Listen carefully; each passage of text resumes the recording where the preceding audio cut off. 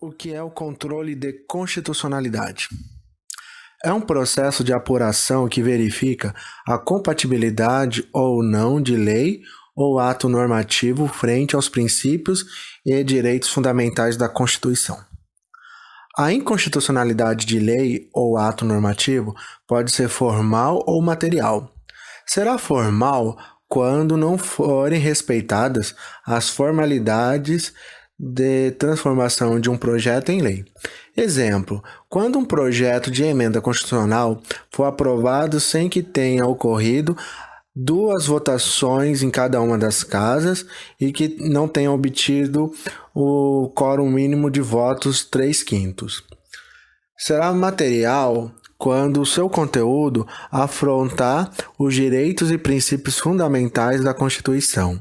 Exemplo: quando um projeto de lei que pretende extinguir o voto direto e secreto das mulheres, temos uma afronta ao artigo 60, parágrafo 4º, inciso 2º. O controle de constitucionalidade pode ser preventivo ou repressivo.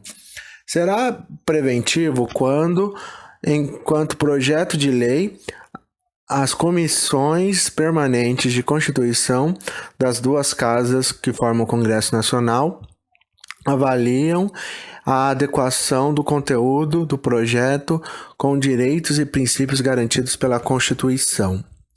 Também será preventivo quando o presidente veta total ou parcialmente determinado projeto de lei por entender que ele afronta a nossa Constituição. O fundamento é o artigo 66, parágrafo 1º da Constituição Federal. No controle repressivo, existem dois caminhos: via de regra e o via de exceção.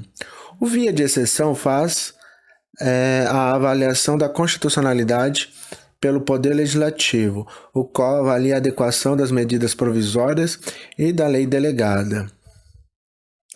Já o via de regra, cujos avaliadores são os membros do Poder Judiciário, temos o de controle difuso e o de controle concentrado. O de controle difuso segue o procedimento, obedece o disposto no artigo 97. Os juízes avaliam o caso concreto frente à Constituição e à lei.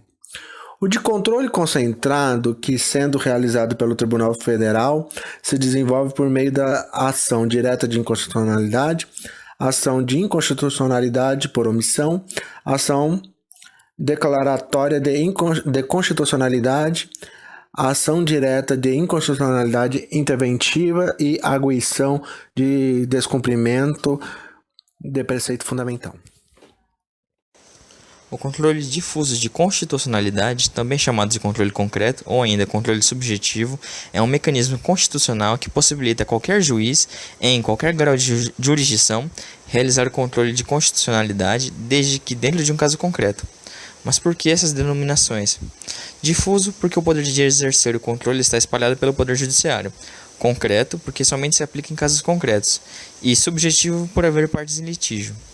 Diferente do controle concentrado, o controle difuso não possui ações específicas, decorre do pedido da tutela de um direito constitucional, do término dos efeitos que a parte acha inconstitucional, produzidos por uma lei.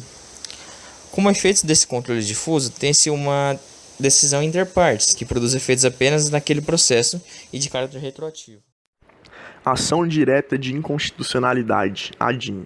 É uma ação exercida de modo direto, abstrato, apenas basta fazer o requerimento ao STF, e tem como seu objeto principal declarar a inconstitucionalidade de lei e atos normativos federais, estaduais e distritais, editados após a Constituição de 88. O ADC, o ADIM e o ADPF, em se tratando de competência, legitimidade ativa e efeitos, têm as mesmas características, sendo a competência de julgar ao STF e os legitimados ativos prescritos no rol taxativo do artigo 103, que são o Presidente da República, a mesa da Câmara dos Deputados, a mesa do Senado Federal, a Procurador da República, o Conselho Federal da OAB, o partido político com representação na Câmara, o governador, a mesa da Assembleia Legislativa, confederações sindicais ou entidades de classe de âmbito nacional. Dentro desse rol taxativo existe uma subdivisão, os legitimados universais e os legitimados especiais. A principal diferença entre eles é que os legitimados universais não precisam apresentar uma pertinência temática, ou seja, uma espécie de interesse jurídico, se comparado ao direito civil, ao contrário dos especiais, que para provocar a ADIM, a ADC ou até mesmo a ADPF precisam dessas pertinências temáticas. Os efeitos dessa decisão são dois: o erga omnes, ou seja, vale para todo mundo, por se tratar de uma ação concentrada, e o efeito vinculante, ou seja, vincula todo o poder judiciário e a administração pública federal. Vale ressaltar que o efeito é apenas para a administração pública, não se aplica ao poder legislativo. Ação declaratória de constitucionalidade, ADC, tem como seu objeto principal leis e atos normativos de âmbito federal, editados após a Constituição de 88, e que têm tido a constitucionalidade recorrentemente arguida, ou seja, tem sido objeto de debate nos tribunais e que dessa cabe ao STF decidir. A legitimidade ativa é a mesma do ADIM, artigo 103 da Constituição, tendo os mesmos efeitos. Ação de inconstitucionalidade por omissão. Tem como seu objeto principal a falta de lei ou ato normativo que regula dispositivo constitucional de eficácia limitada, sendo a mesma coisa que um mandato de injunção, porém com uma ação direta de inconstitucionalidade. Diferentemente das outras ações, tem um efeito mandatal. Uma vez que o STF expede um ofício a um órgão executivo ou legislativo competente para que edite a lei ou ato normativo que está faltando no ordenamento jurídico, sendo uma espécie de obrigação de fazer.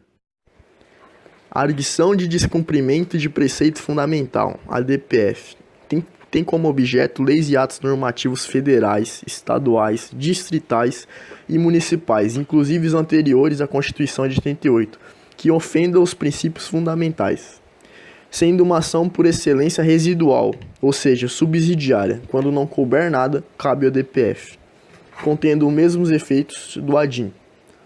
Vale ressaltar que esses efeitos são ex tunc, entretanto preservando os preceitos fundamentais do direito, que são coisa julgada, direito adquirido e ato jurídico perfeito.